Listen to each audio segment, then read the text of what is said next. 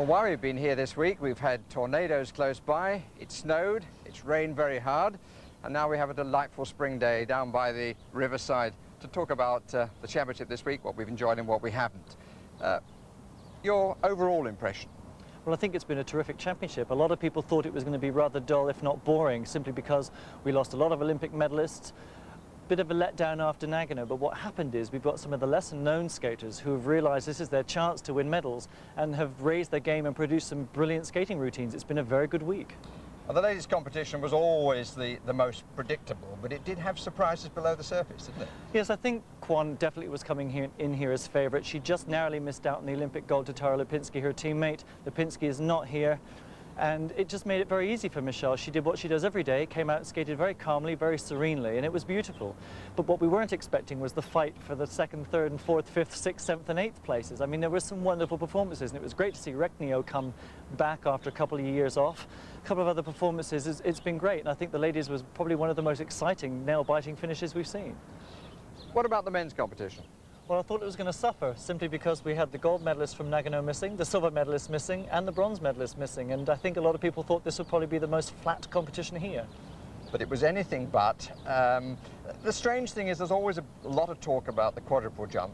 In the end, only one was landed. There were about 8 or 9 of the skaters that have been doing them in practice, some easily, some even with triples on the end, but it was Guo from China who came out last year and did 2 in his long program. This year we just got 1 from him and it was perfect, it was gorgeous. The short program is a real test, mentally, physically, in every possible way. In the end it was decisive here, wasn't it? Well, it certainly was. I think everybody expected Todd Eldridge to be able to come off the disappointment of Nagano and really show the American crowds at home in America that he really is a true world champion. But it wasn't to happen. He came out in the short program having had a very good warm-up, great practices, and the jump, the triple combination just didn't happen. It was in completely the wrong place on the ice, and it left him in 4th place, left the way open for not only the Russians but also his compatriot, Michael Weiss. But Eldridge in the free program was wonderful. Well, he was.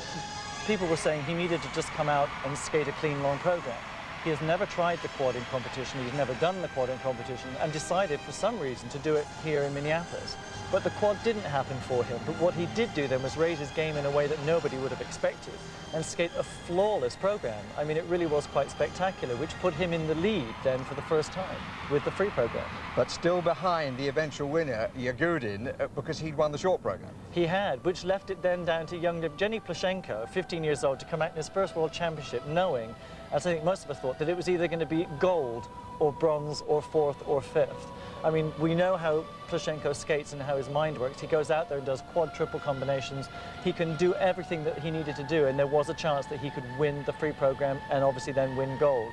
But this is somebody who comes out knowing what he needs to do, had a go at the quad, missed it, turned around, thought, okay, what the heck, I'll have another go. Came around again, missed it, but then produced the triple axels, triple lutzes, triple flips, did everything he needed to do. In the meantime, I think Yagudin realized, had done the fist in the air when he saw him fall twice, and knew basically that he had it sewn up. Eldridge deservedly won the free program, Yagudin 2nd, Plushenko ending up 3rd, and I think they have set themselves up now for a big fight, I think, between the 2 Russians over the next few years. We'd like to see, though, a little bit more of that off-the-ice personality from Yagudin and Plushenko on the ice, wouldn't we? Well, I think, certainly for Yagudin's point of view, he tends to spend most of his time concentrating on getting the material out. I'm hoping that the personality will grow. Yagudin is very classic on the ice, and there is a mischief about him, but I don't know that it belongs with his skating yet. But I think we're going to have to wait and see what emerges from both of them over the next 4 years. Todd, on the other hand, this was a final fling for him at the World Championships, and I shall be very excited to see how his career grows now in the professional circuit. Let's look at the British story. I mean, for just about all the 90s, we've been living off your namesake, Stephen Cousins. I mean, from the day the fresh-faced kid came and performed in Halifax and had the crowd really roaring. Well, he's always had the crowd since Steve hit the international circuit. What he hasn't always had are the judges. But what he has always been is consistent. It hasn't been what we had hoped. There haven't been the major medals for him on either the A or B internationals. But what he has been is very consistent. He's been a great advocate for figure skating. He's been a very solid skater in competition, and he loves what he does. And I think he's been a great ambassador for us. It's just a shame that he doesn't have the medals to go with that. When he came out for his free program, he had to bite the bullet a bit, didn't he? He did have to bite the bullet a bit. He had skated a very good short program. Skating first, I can't say that it really affected his position. It may have affected him mentally, but he did what he needed to do, and it was very accomplished. Came out for the long program. As he always says, I know what I need to do, I know what I need to do. Missed the triple axel, and I thought, oh, here we go again. But he did know what he needed to do, and he did it. And he raised his game, followed on. The crowd did get behind him, got the second triple axel out, and from there on he was home dry. I skated very well. I was a little disappointed with the first axel, but I rebounded strong, so I was very happy with that, whereas normally I might have caved in. I went out and completed a really good job, so I was happy with that, and the crowd loved it, which was great. Now, there is a certain symmetry. You started the World Championships in Halifax. This, your 8th. You've had 8 British titles. Yeah. Is this the end? I don't know yet. I'll probably talk to some friends and family and try and figure out what's best for me and go from there. It's been a disappointing week with the results. I felt like I could have been a lot higher, but I'm always saying that. And I feel like that might have a bearing on what I decide to do. I'm going to take a couple of months away and try and figure out exactly what I want to do with my career. I mean, it's a mixture. I've never known whether to commiserate with you or scold you. Yeah. Because you've been within touching distance. Yeah. Yeah, I feel like I've been within touching distance a bunch of times and not done it on the day. And that's been annoying for me personally. Then I've done really well and not got rewarded for it, and then skated a good long program, and it doesn't matter because you're not close enough, you're not in the top group. So from Europeans and Worlds this year, if I'd have been where I was supposed to be on the short program, you know, maybe I would have got those medals. So, but the world's not built on maybes. So I guess you got to grasp your chances with both hands. Let's look at the other British skaters, all of them, of course, making their debuts. In the ice dancing, Charlotte Clements and Gary Shortland. Well, it's always very difficult. You make a major international debut, as they did at the European Championships, skip to the Olympics, come into the World Championships, and try to look like you belong is important. You say skip the Olympics. They weren't allowed to go to the Olympics. They weren't allowed to go to the Olympics. Well, I was trying to be very nice. But I mean, they had said that they would make some changes. They knew that they weren't really ready to be in that league at the European Championships. I think winning the British Championship alone was a surprise for them. But they did come to Minneapolis at the World Championship with some new material within their free program, skated it very well, looked like they belong, and I really think that they will grow over the next year and a half. On the other hand, our young pair with Marsha Puliashenko and Andrew Seabrook, they were impressive at European Championships. People were already talking about them then. Here in Minneapolis, what has been nice is people haven't really been talking about their performance. What they've been talking about is their potential. And their potential is really very great. They're both quite young, they're both very eager. And I think they have a quality and already very much look like a pair. And that's something that you can't really teach. You've either got that or you don't have it. You can't sort of buy that or teach it. And I'm very excited by their future. I think they've got a great few years ahead of them. So what are the lessons you've learned? A lot of things. Just to go out and enjoy ourselves. You know, we've seen a lot of skaters go there and they've had a lot of pressure on them. You know, we went to Europeans, we've done Worlds now and we've enjoyed it. And I think that's how I want it to be the rest of, you know, how many Worlds I do, I want to enjoy every single one we do. I don't want to go out there and have the pressure of thinking, oh, we've got to come first, we've got to come 10th, we've got to, you know, I don't want to have that, I just want to enjoy it, you know. There's no point putting a pressure on people because they just go out and fell over. You just have to do what you can do. It's not much you can do about it when you fell over. You just have to get up and do something else. The pairs competition, they always seem to be somewhat hard done by because it happens at the beginning of the week and then it gets forgotten. But on paper this time, this was going to be the best competition of all until Artur Dmitriev decided to go and eat some sushi. Poor chap, he got his food poisoning, and the only time we saw him was when he was sitting in the crowd as a spectator. Yes, it was going to be a battle of the Russians, the gold medalist and the silver medalist from Nagano Olympics, fighting for the world title. Artur and Oksana, of course, really wanted that world title. He had gained 2 Olympic championships with 2 different partners. He was going to go into the history books again here, but obviously with him missing, what it was a chance for Bereshnaya and Sigurdsdóttir to really establish themselves as the world #1, because I think they're going to be around for a long time. but we were rather taken by one or two of the pairs who came in behind them. We certainly were. Well, the Chinese champions come out like gangbusters. They're probably the fastest across the ice. Certainly in terms of the throws, nobody can touch them. She is incredible in the air. She has such control and poise that they really do fly. And it's, as I said, I think on the day, it's about 15 to 20 feet with each of those throws, and that's a lot of pressure, but she manages it superbly. And the poles with their lifts? Well, yes, nobody is as inventive with the lifts as the poles, and I think the thing about them is that not only are they clever and inventive, but they are very secure. There's no worry that he might drop her or that she's never going to know where she is in the air, and that's very important. And if pair skating is, as they say, about shadow skating, there are none better at it than the Germans. Well, the Germans are so similar in body style and height that it's very reminiscent of Babylonian Gardner. It's such a beautiful thing to see side by side, and it is that synchronicity that you can't spell. You don't even have to watch each other, you just feel it, and nobody does that better than they do. And the eventual champions, the Russians, Elena Beresnaya and Anton Sikarulidze? They have everything. They have a quality within their skating that encompasses everything, jumps, spins, lifts and throws. It may not always come off, but even with mistakes, there's still nobody who can touch them.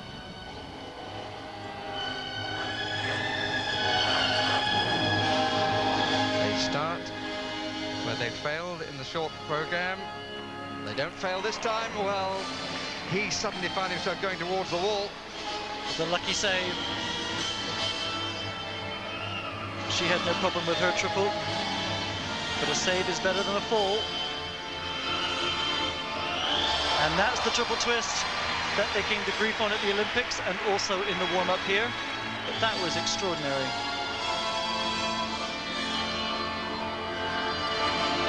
Triple toe loops, not quite. Triple twist, very good.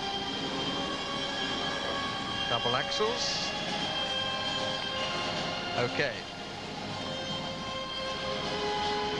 Okay for him, single for her.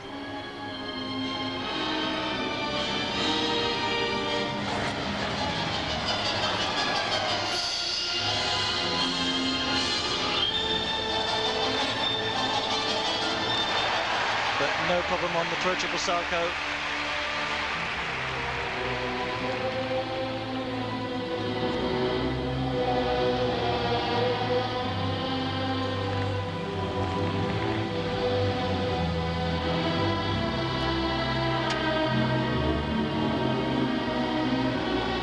Very low on the death spiral. Forward inside edge of her skate.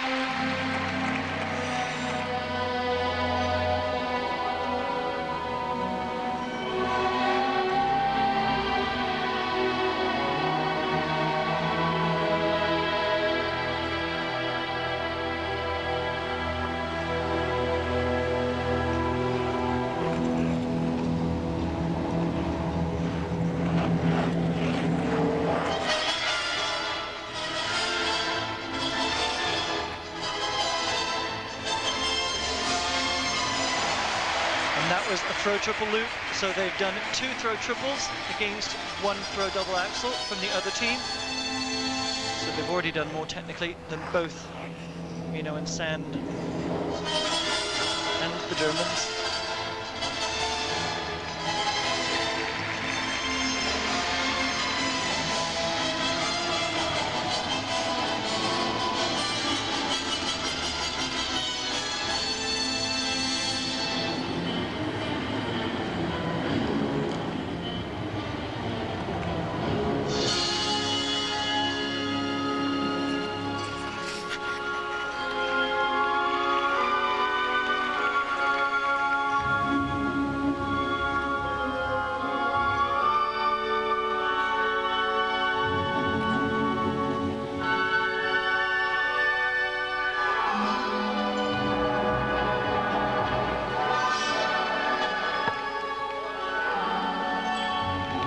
Together.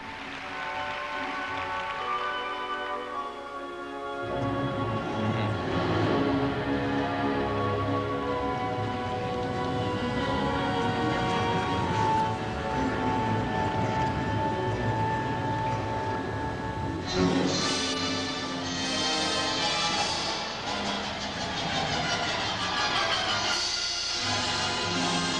footwork, which will lead into the last lift, in which they came to grief in Nagano.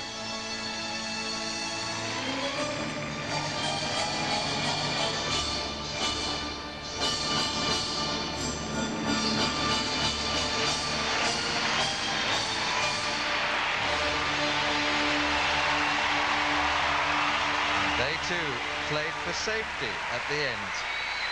They knew they'd done enough. Why risk it? Well, I said we might talk about one or two of the things that hadn't pleased us. We haven't talked about judges yet. And I suppose that takes us on to ice dancing. We always bash the ice dance judges, and it always seems to be the ice dancing because it is the most objective of the competitions. But I think there is something to be said on behalf of the skaters needing to be more creative and not bending the rules, as they like to say. I think after Jane and Chris's Bolero and the rules were changed, we thought the parameters were made more clear. But obviously we're still seeing choreographers, coaches and skaters bending rules when I think they could have perfectly adequate and brilliant and winning free dances and OPs and original dances without having to bend rules. The upshot of it all, though, is that the ISU are very aware, in the Dance Technical Committee, that they need to make some changes and the parameters need to be either changed both from a skating point of view and from a judging point of view. That has been done and it goes to the ISU Congress in June. Hopefully when the season starts next year, we will see the result of that. Well, they do have to sort it out because, I mean, the Canadian member of the International Olympic Committee has tabled a motion that ice dancing should come out of the Olympics.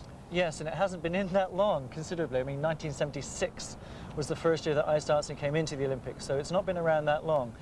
But, you know, the problem that they see is that with the single skaters and the pair skaters, you land the jump, you fall on the jump, you do the lift, you don't do the lift. With dancing, you can't say, well, you do the edge or you don't do the edge. It doesn't work that way. You have to really have a good knowledge and know really what you're looking at to be able to fully appreciate it.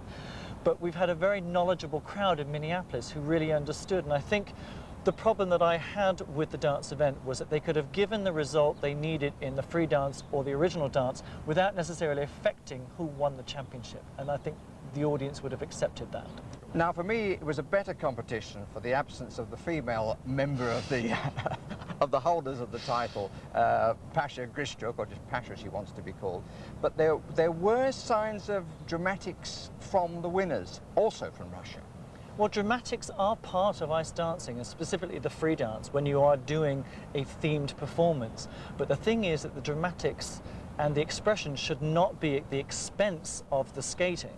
And I think that's where you run into problems, where the upper half of the body is doing twice the amount of work as the lower half, when it's the lower half that is what the event is all about. Having said that, I think the Russian free dance is quite a unique and clever piece of work. I don't really think it gets appreciated because a lot of it is so subtle that a lot of it will probably go over the head of the judges and some of the skaters. The feet are great, they have great quality, they have lovely expression, they have a very good knowledge of the skates and what it needs to do. It's not going to be everyone's cup of tea, but some people will give them the extra credit for the overdramatics. And again, it comes down to these guidelines and how they are written and how they are interpreted. And I think the less interpretation that's allowed, the better they will be.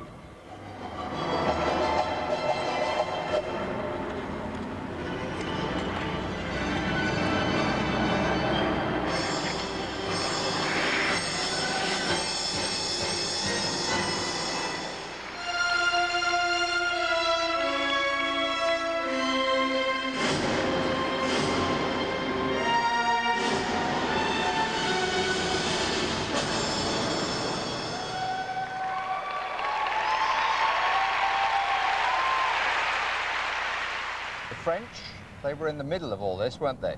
Well, they are kind of in the middle of all of this because I think they're probably the best skaters there. He certainly, for me, is probably the best male skater in the ice dance competition. But they did spend the first 30 seconds of their program doing, as far as the skating was concerned, nothing.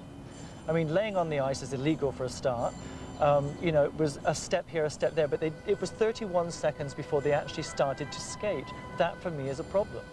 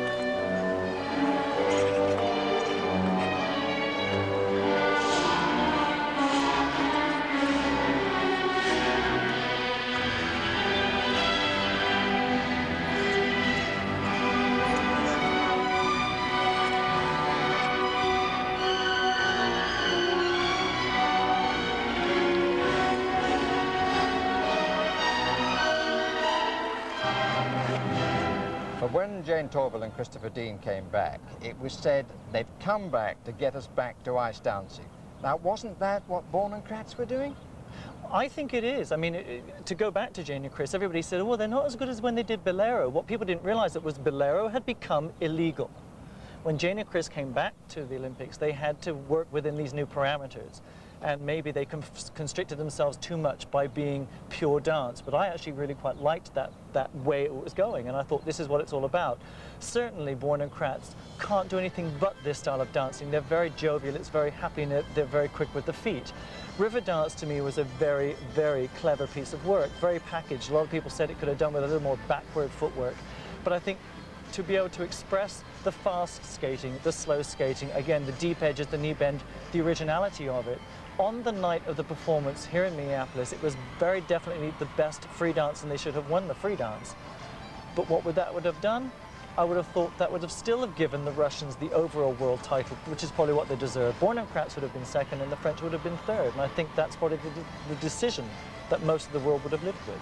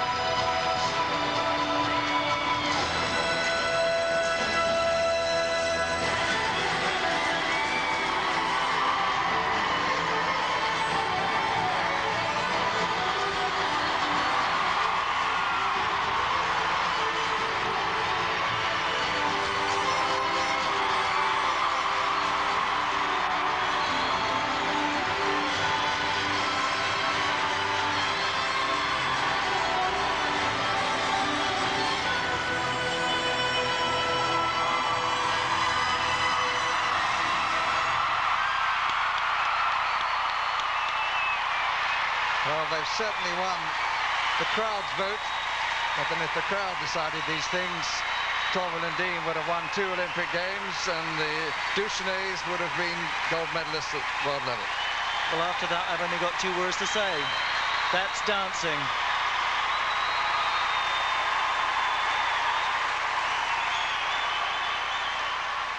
So another Russian success in ice dancing. New names though, Krylova and Ovsyannikov. A first silver for Anisina and Pezera, and a third bronze for Born and Kretz. New Russian winners too in the pairs competition, Bereznaya and Sikharulidze. Mino and Sands best after many years of trying, and the same too can be said for Peggy Schwartz with her bronze. Up from bronze last time for yet another Russian success in the men's competition, Alexei Yagudin, although he's only the fourth skater from the old Soviet Empire to succeed. And only Michel Coin knows whether to win is lovelier the second time around, and whether it is consolation for missing out on the Olympic title. Well, that's it from Minneapolis. It's goodbye from us and goodbye from them, the skaters who've entertained us. The successful, the disappointed, and the, well, the different.